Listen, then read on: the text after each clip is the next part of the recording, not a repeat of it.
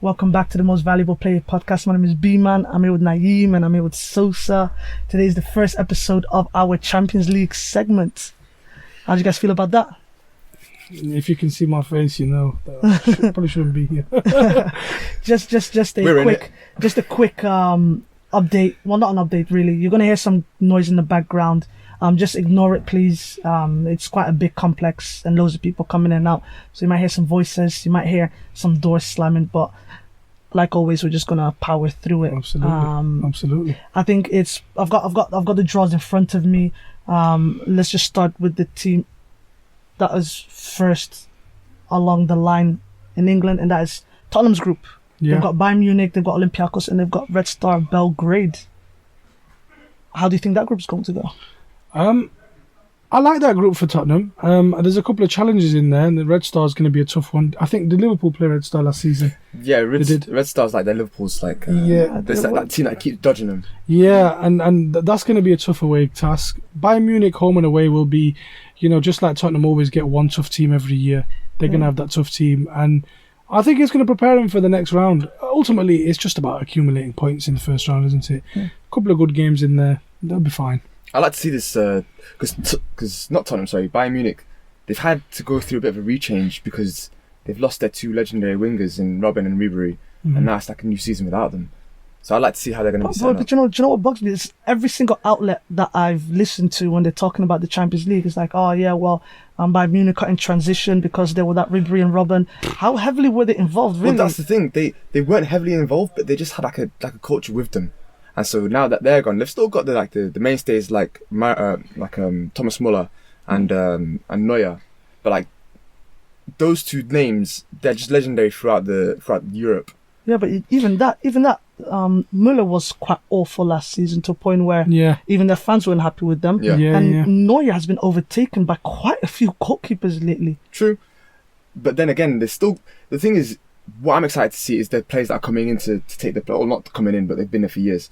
But guys stepping up like Gnabry, like Coleman, even like the new, well, not the new, but the centre backs that they got now, because we know that Boateng is probably not going to be there for long.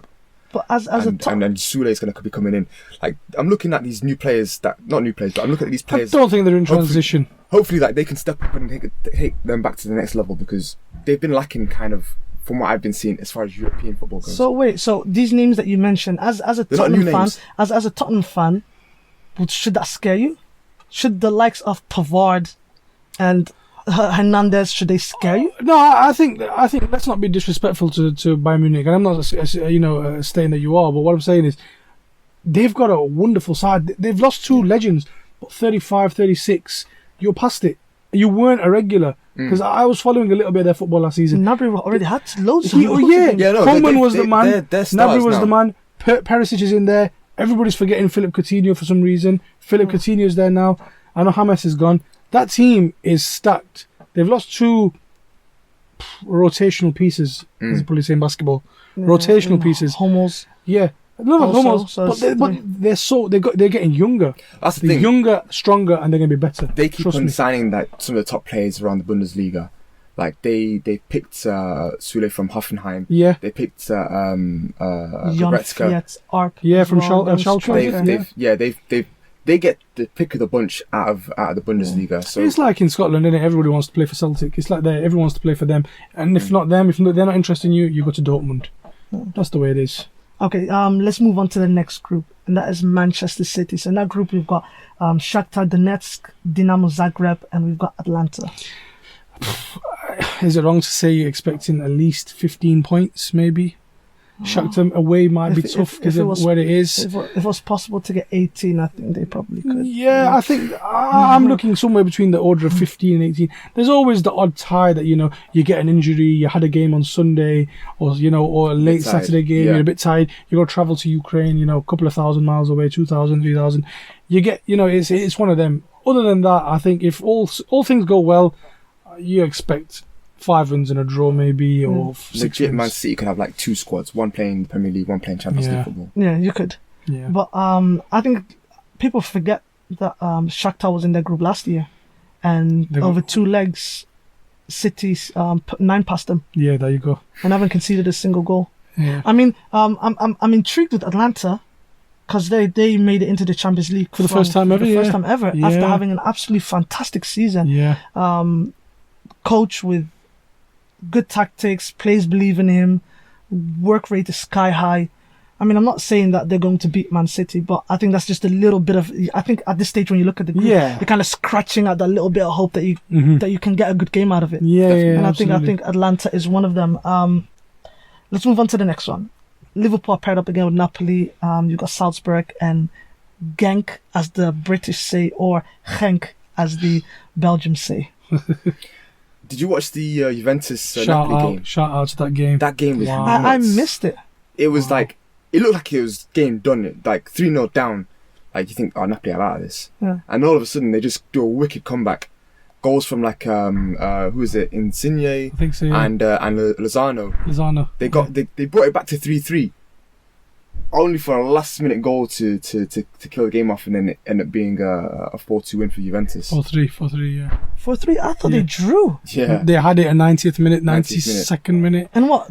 Juventus scored to Juventus make it 4-3. scored a 4-3, yeah. Jokers, Oh man. God! What a game. What a game. Ah, What a game. I think what bugs me the most about the Italian league is that it doesn't allow some of these teams like Napoli to try and catch up to Juventus because of the sheer amount of power that they hold in Serie A. Napoli's one of them teams, they have to sell to buy. They're not, unfortunately, they're not the most wealthiest club. And they bought Lozano, but they were a few players short already from Juventus. You know, and they never really fully replaced Jorginho. I know they got Allen. He's a good player, but he's not Jorginho in that league. They've not replaced really Hamsik, have they? They've not replaced Hamsik, no.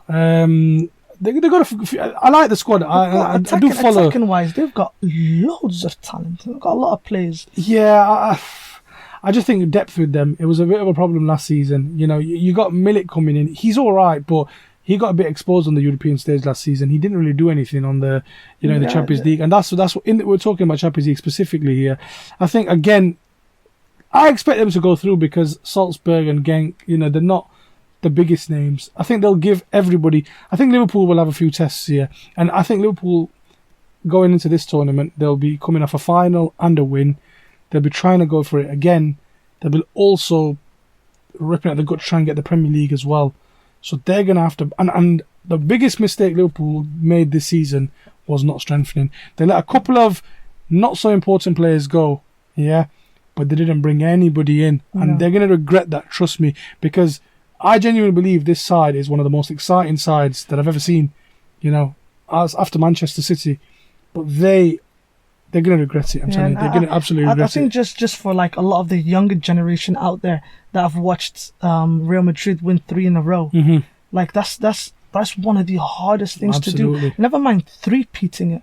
Like winning a second one back-to-back is one of the hardest things to do. Absolutely. Because every time a team comes against you, it's like, oh, look, wait, here are the champions. Yeah. We need to go all Teach out. them a lesson. Absolutely. Yeah, like we need to go, this is the team to beat, especially in like the later stages. Yeah.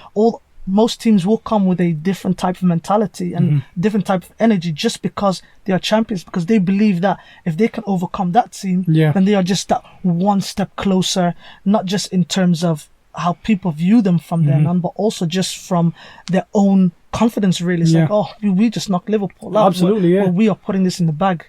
But I think it's a nice group. I think Liverpool will still take it quite comfortably. I think Napoli signed Manolas. I think from Roma, defender, and I think if you pair him with Koulibaly, I think Koulibaly had a mare yesterday. Yeah, but nevertheless, I think he still has.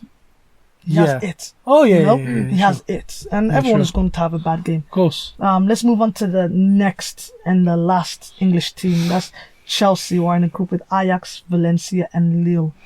It's funny. I didn't know this, but because we won the Europa League, we came in as a top seed. Yeah, you did. Yeah. And so I genuinely thought we're going to get paired up with like a team like Real Madrid or PSG or someone like that in a group stage. But the fact that didn't happen, I'm happy that this occurred rather than us having to play another team, because it could have ended up being us, Dortmund, and whoever, Inter, and then another team. Yeah. The fact that we came in as a top seed it makes me feel confident that we can actually progress. Don't take this the wrong way. Do you think you can win the Europa League again? No. No. Well, then it's going to be a sad season because you're going to get knocked out. That group, I doubt it. I don't think that group is 4 similarly matched, similarly talented teams. Very, very. All good teams. You guys are there only because of what you did last season. You lost your best player. You've not been able to strengthen. I know you got Pulisic, but I think Ajax have lost players, but they're still going to be good.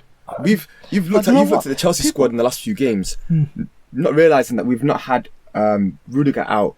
We've not had Kante. No, of course. Only just come back. No, I agree. Pedro's been out for a while. If I can, they're like signing to themselves. If I can just interject, do you know a lot of people have been putting Ajax on a pedestal, and they're like, oh well, they've only lost 2 players. No, they haven't just only lost 2 players. They've lost 2 generational players. And what people fail to realize is that Ajax already played 4 games, and they have pretty much scraped their way into the Champions League. This is not the same team that played last year. I fully expect Chelsea to roll them over very easily. My concern is the team that I don't think they're going to roll over easy. The other 2 teams, Valencia and Lille lost Pepe, who was their main player. We'll have to wait and see how that goes. But Valencia is a very, very, very tough team. I think Chelsea got a bit unlucky because even though they were the top seed and they got 3, probably the easiest of the other 7, that you could have got, but they got 4 very similar teams in that group. Ajax have dropped a step because of what they've lost, but I expect them to be coming back and doing decently. Valencia are always tough. They'll always make it tough. And Lille are going to be like an X factor this year, a bit like Atalanta. They're going to be one of them. You don't know what they're going to be about. It's going to be interesting to see. My concern about Chelsea is if we don't make it to the Champions League group stages, that we're going to end up being. I'd rather us end up being 4th, because if we go into Europa and have to play all those games, it's just going to stretch our squad super thin. Yeah, absolutely, I agree.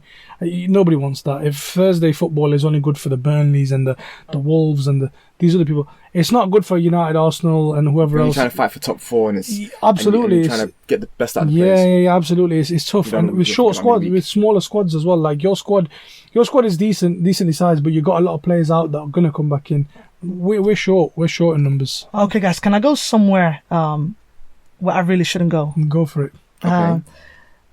Do you know, a lot of Champions Leagues, like for years now, there's always been like similar teams that have been kind of getting grouped together. And there's some teams that I'm like, they're constantly getting easy groups. And then when you get into the group stages, I always felt like certain teams are always paired up. And I'm like, I always felt like it wasn't by chance. I always felt like it was by design. But like, how could you possibly design something when you're randomly picking like little tiny balls out of a ball? Until I listened to a podcast that jokingly insinuated a way in which they can cheat, and it blew my mind. How? By they put sensors inside the balls and heat up the balls that they want them to pick up. I'm not saying, look, wait. I'm not saying that's true. I'm not saying at all it's true, but I never thought that there was a way that you could possibly cheat by picking up balls. The moment they said that, put so much doubt in my mind. I was like, what? What do you mean? And again, they insinuated, and they did say, oh, we're joking, it's not true. But I'm like, yo, FIFA and UEFA have been corrupt for years. Let's not put that in a realm of impossibility. I just wanted to put that out there, you know. That's some high tech. I'm just saying, tomfoolery right there. I don't know how that would happen. Let's not go down that route. Yeah, I don't think it is. I hope it's fair. I just genuinely just hope it's fair. Okay, well, let me tell you something else that's a little bit more lighthearted. Go on then. Zenit St. Petersburg were put in pot 1. Yeah. And they changed their bio on Twitter as the team that everyone wants to be paired up with. It's true, isn't it? It's true. Good fun. You did want them. Let's look at some of the more tastier games. The first one to look at, and honestly, I don't think it's as tasty as people make it out to be, but PSG against Real Madrid. Well, it's going to be tasty now because Neymar's staying. Is he? They were broken yesterday. Yeah, they've failed to reach an agreement. He's never going to leave, man. Yeah, no, I thought he was going to leave. Not this summer now. It's official. He's not. So yeah, I don't think. Do you know what? As a part-time PSG fan, That's all right. I don't think that makes that much of a difference. I really don't rate Neymar. They need him. They're so thin with Cavani and Mbappe out at the moment. They're playing 17-year-olds. Can I ask what is it that Neymar offers that puts them in the same league? He's got 50 something goals in the last year and whatever. Well, okay, continue. He's gonna score. He's gonna score. For this side, it's just gonna be tasty because Neymar should have gone there. He should have gone to Spain. Should have gone to maybe Madrid. He did failed transfer, so that'll be interesting. Other than that, Real Madrid are a team that's, I don't want to say they're on the decline. I think they're in the sort of a rebuild stage. Yeah. They've been battered and bruised and knocked about the park. By the playground bully, Barcelona. So they're in that stage where they're going to try and ascend again. PSG are in this phase now where they're a mockery, they're a joke, and if they don't get it right this year, they're going to make wholesale changes. I think personally. So it's a tough one, isn't it? It's a tough one. Yeah, I mean, I think Real Madrid, maybe not this year, but I definitely think even by the end of the year, if they can make out the quarterfinals, I'd put them as favourites to win the Champions League because Real Madrid. Yeah. That's a tough ask. Because all I'm saying is, if they can make it out of the quarterfinals and get to the semis, there's no way that I can see another team beating them if guys like Eden Hazard are on their game.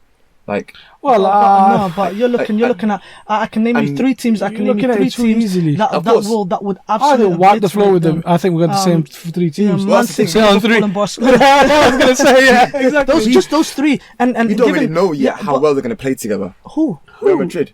As far as like the new players that they've got, you're not helping yourself. Yeah, but just by that logic, how can you put them up such a high pedestal? Because I think they have the highest potential of being better. No, but this is the Champions League. Yeah, I'll give you that. He's right. They've got that. Out of all the teams, they've got the highest potential because they stunk out last season. So they've got the potential of doing the most. Oh, you mean outdoing what they did last year? Because I give him that. But you're comparing them against their former selves, where you should be comparing them to all the current teams. I suppose that's fair. If they had Ronaldo, I'd agree with you. They probably would be the hardest to stop just because he's the X factor. They've got no Ronaldo. I know Hazard's a great player, unbelievable. He's unbelievable, but he's not Ronaldo. And that team isn't the same either. Ronaldo's not Ronaldo anymore. Well, he's still for me. He's still special. And that team is just there's a lot lacking. There's a hell of a lot. They're missing a few, but they've got Castaburn. They can sign some new guys. Yeah. I know they need to replace guys like Modric and Toni Kroos, but that'll eventually come. The elder statesman. Let's quickly move through this now. We've got a rematch from last year's knockout stages between Juventus and Atletico Madrid. I think that's going to be absolutely amazing. I think Atletico are now a completely different type of, hopefully a different type of animal that has improved on what they were previously. New pair of defenders, Thomas Lemar, and all these guys. But you know what's really funny about Atletico Madrid? They've gotten rid of a lot of their mainstays there. Their go-to guys, Godin, Juanfran, Antoine Griezmann. You're talking top scorer maybe in the last 3-4 years now. I think they'll be fine. He needed to move. He couldn't stay there anymore. I appreciate that, but we are assuming that João Felix is going to be. This is only his sophomore year. This is his second year as a big timer. Last year he just came out of nowhere. It's a lot of expectations on the kid. That's only pre-season. 19. So far, he's doing all right. They got Morata and Costa. I know they're not the same players. The fact that goal scorers. No. But Morata's not. He's not. He's not useless. I know he's not great, but he's not useless. He can get you a few goals. Costa can get you a few goals still. Costa's my guy. They've still got it. And with Yao and with Thomas Lemar and with Koke and these other guys that they have around them. Trust me, they'll be fine. They're gonna go far. You know, they're such a well-coached team that it doesn't matter who you take out and who you plug in. They all buy into the philosophy. Otherwise, they're not allowed to be in that team. They get told to leave. Yeah, everything's together. Everything's through Simeone, and that's why I think they'll be fine. Okay. And sorry with Juventus, nobody's picked up on that. First season, Champions League, managing Ronaldo. They've signed a few players, delay and all of that. Expectations. It's going to be a good season. It's going to be a good Champions League season. Quickly, Barcelona, Borussia Dortmund. Oh, Barcelona, of course, but Dortmund are going to be there. I think Dortmund are going to finish second. I think Inter have spent well. They've brought a few good players in, but I think they'll finish third for me. I don't know. I think Inter could sneak in on second. Past Borussia Dortmund. I wouldn't be. It wouldn't be out of the. Yeah, it wouldn't be out of realms of possibility. Yeah. I agree. I think so. And last but not least, Van Dijk won the UEFA Player of the Year. Oh, absolutely. Deserved. Well deserved. Justified, right? It's not a lot that we can say about that. Messi came second, which also is justified. I just quickly wanted to touch on whether or not Ronaldo deserved to be in the top 3. For how long he was there, he did play well. He turned that other game around against Atletico that you were talking about before. I think at this stage now, he gets in by merit. He gets in by, Should he get in by merit? Yeah, to be honest, who cares if you're third? It doesn't make any difference. Who cares if you're second? It does make a difference, though, because at the end of the day, for some players, like that could potentially be the highlight of their career. I personally thought Sadio Mane should have been second or third best player. That's exactly who I would have vouched for. Yeah, I thought Mane was their best player last season. I said that so many times on the podcast. Mane is the Champions League X Factor. He's a Champions League guy. For me, it would have been nice to see him get third place. But to be honest with you, I don't think players give a crap. But it doesn't. I don't think at the time players care. But when you're talking like 20, 30 years from now, when their career is all set and done, they'll only remember number one. I know. The masses will remember number one. But as an individual, I'm sure it matters when you're thinking like, do you know what? At one point, I was top 3 in the entire world. Just for personal ego, I would love to have been included in anything where Messi is involved. Yeah, of course. Do you know what I mean? Oh, no, I agree. Yeah. When you put it like that, fair enough. Because at the end of the day, it's not like I'm saying that's going to be the highlight of his career. The man just won the Champions League. Yeah. Do you know what I mean? But at the end of the day, it is still an accolade that has a lot of meaning. You are considered one of the best 3 players in the entire world at that time, and that in itself. Do you know why I don't think he's going to be upset? It's more a case of I think if you ask any player, what would you prefer? Getting an individual award or getting like a team, actually winning a trophy? They take the trophy. Not in Van Dijk. But again, I'm not. That's not even. I think if you were talking about when he's like old and grey, he's talking to his kids. Then you could say, I was top 3. With and just that, and I'm just talking that, and the fact that they took that away from him. I'm just saying. There's always next year. It's little things. It's just little things, but I think he did enough to deserve it. What else could he have possibly done to be considered at this stage better than Ronaldo for a season, which really has, because let's be honest, Ronaldo has been reduced to just scoring goals now. I got one question for you guys before we go. Who's going to win the Champions League? You have to decide now. I know obviously so much things gonna happen, injuries. You got to get your hot take now. We're gonna remember this. If I was given 10 eggs and I was told to put it into baskets, if I was given 10 eggs, it's like he's doing the draw again. and one of them heats up. I knew he was gonna go there. No, let's say if I had 10 eggs, I'll put 8 in Man City, 1 in Liverpool, and 1 in Barcelona. I'm picking Liverpool. I think depth is going to stop them. I'm going to pick Barcelona. I think they're out for revenge. I think Man City are 100% primed to just. Man City, they should have won it so many times. I know. I can't give it to them now. Yeah, but that's why maybe this season they're going to do it. But you have to bear in mind, last season they got knocked out by Tottenham, which. Yeah. Any other time they could have completely overturned. Tottenham have strengthened up as well, so they're not a case of they're just going to be like. Dropping out in the group. I don't think they're going to be as good though. What's the Spanish media guy called? Guillem Balaguer. Yeah. He said he expects the 4 teams that he expects to be in the Champions League are Barcelona, Man City, Liverpool, and Tottenham. I thought you were going to say Barcelona. No, he expects 3 British teams to make it to the semis. Wow. He said Liverpool, Man City, and Barcelona are mainstays. Like everyone expects them to make it far, barring injuries and stuff. But he said just like last season, Tottenham being